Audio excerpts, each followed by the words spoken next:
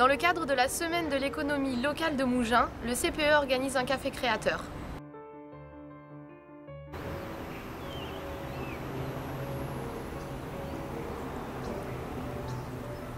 En première partie, des conférences, les clés de la réussite commerciale.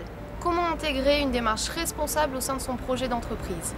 Quels sont les outils financiers que vous allez pouvoir mobiliser pour votre projet de création d'entreprise? Par exemple, avant la création, je vais faire telle action, pendant la création, je vais faire telle action, et après, je vais faire telle action. Ça, c'est des choses qui sont vraiment à rédiger et à faire pour que vous puissiez suivre une trame, un chemin sur votre stratégie commerciale. Car une fois que vous allez être lancé dans votre projet, ça va être très difficile pour vous de réfléchir en profondeur sur tous les aspects de votre projet, et ça, il faut le faire en amont.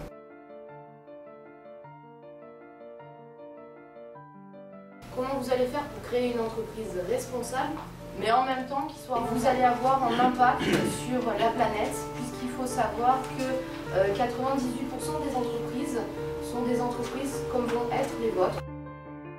De la mise en place d'un prêt d'honneur au sein de votre prévisionnel financier. Donc il est en moyenne de 7 000 €. Après, ça dépend des projets. On peut avoir des prêts d'honneur un petit peu plus importants dans le cas de création d'emplois ou vraiment de très gros besoins de financement.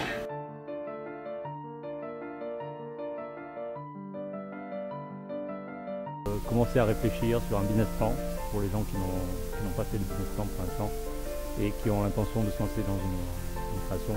Ça leur permet d'avoir un outil indispensable pour voir les banquiers et les futurs acquéreurs. Maintenant, vous avez soulevé des questions et des interrogations intéressantes. Il faut que moi je retravaille un petit peu. Par contre, évidemment, beaucoup d'informations pertinentes, des démarches pas forcément connues sur les aides, les organismes, qui vous êtes. En deuxième partie, vous pouvez rencontrer des experts de la création d'entreprise. Experts comptables, banquiers, assureurs et avocats.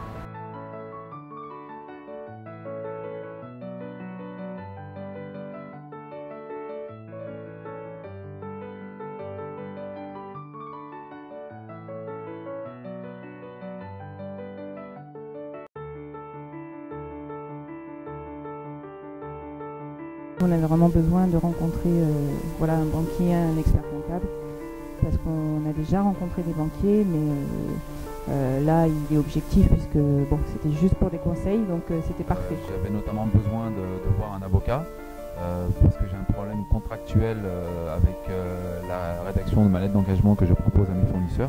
Écoutez, ça a été très enrichissant, beaucoup de réponses qui ont pu apporter pas mal de choses.